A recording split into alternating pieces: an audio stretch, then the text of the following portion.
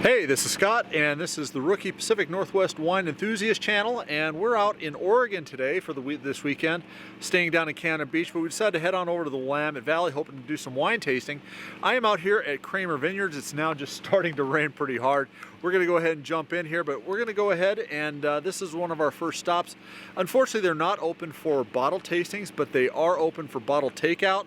So we're going to go ahead and take a look at some footage here, and we'll talk about what we get later on. Okay.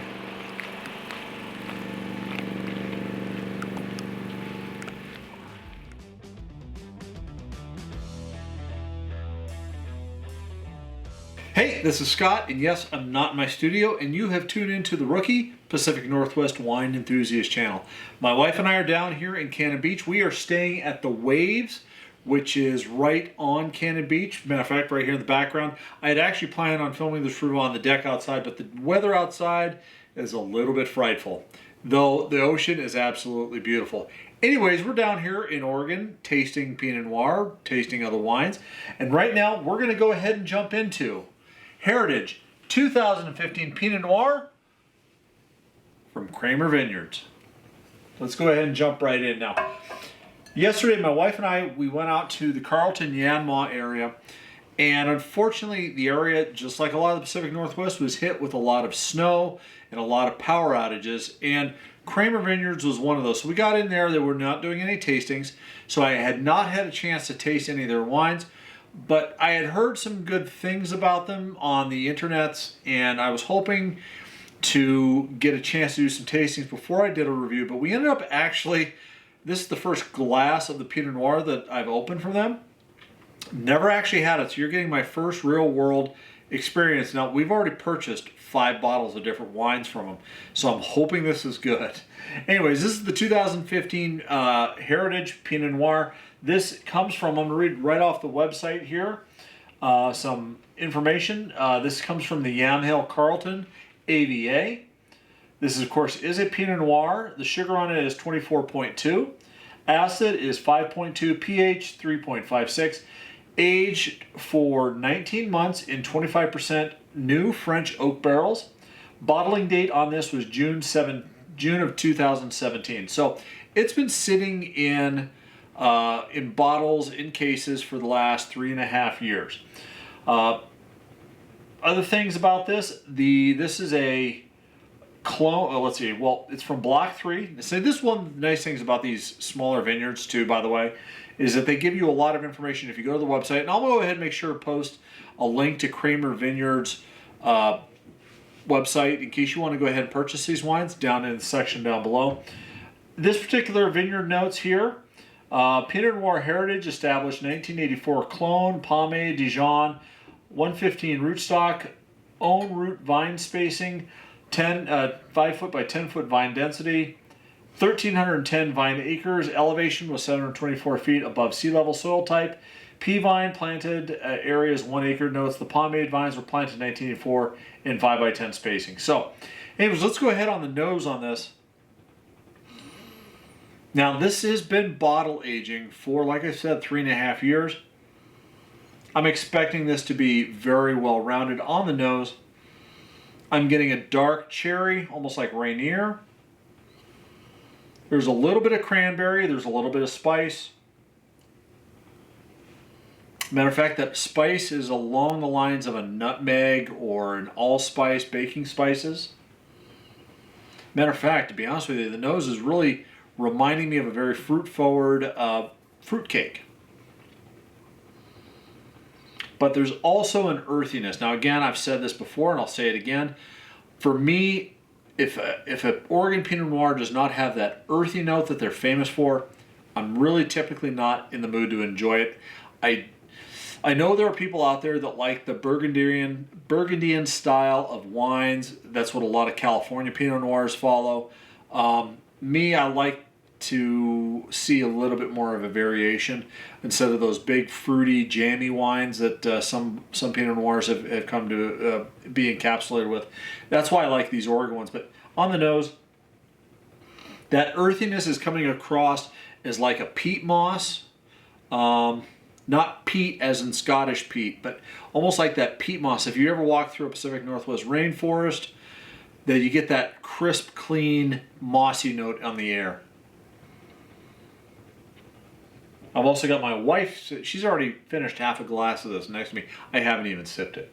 She's got a smile on her face. So that must mean it's good, right? All right, let's go ahead and take a sip now. These are the hotel wine glasses, not my usually big, bold glass, but let's go ahead and have a sip anyways.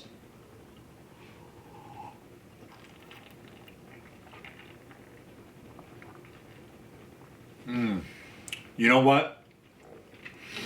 That fruit is really present on this. By the way, the color on this, and I poured myself a full glass, so it's kind of hard to see, but this is a mild, medium garnet.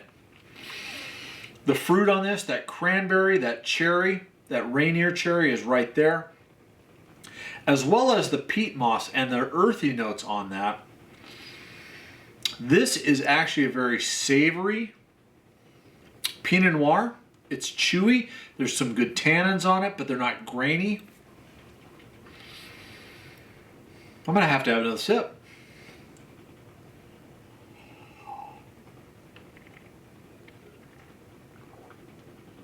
Okay. Let's go through this. Body. This is a medium to medium plus bodied wine. I do like it. I think it's got a lot of good structure to it. Tannins, definitely medium to medium plus, but well-rounded.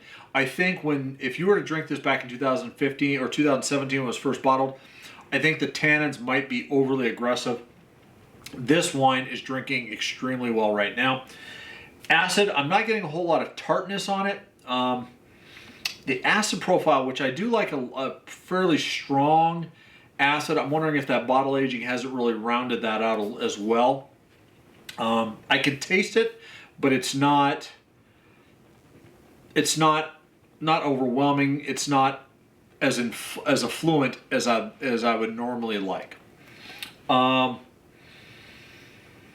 finish on it, this is a long finishing Pinot Noir.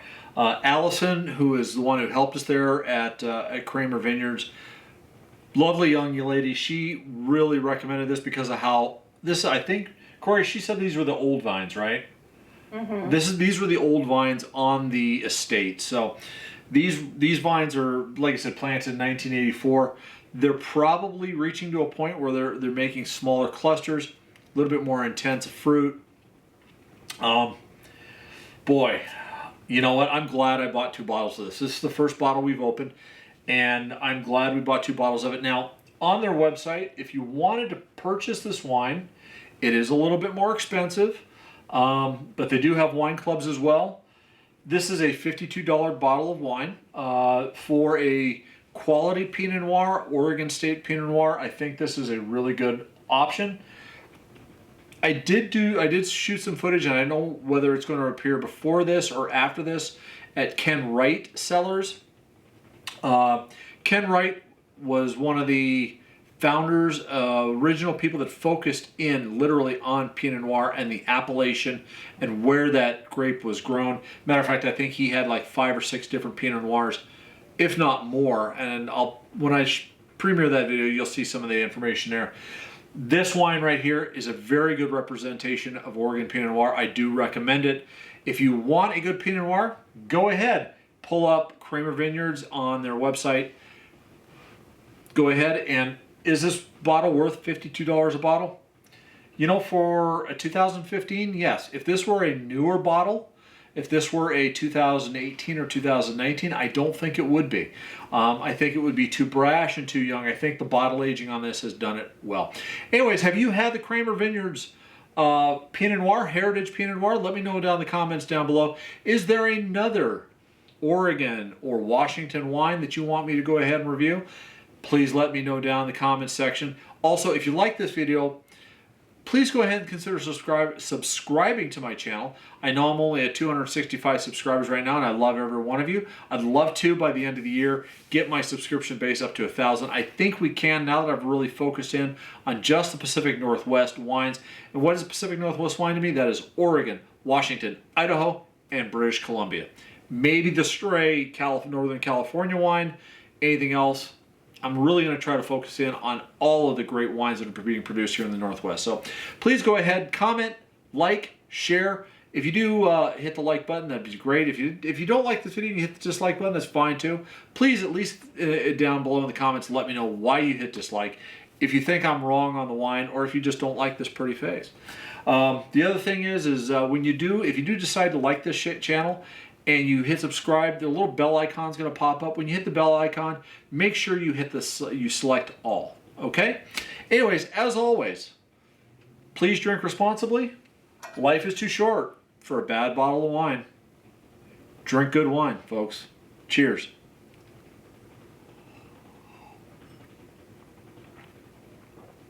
Hopefully I get to review a wine outside net tomorrow.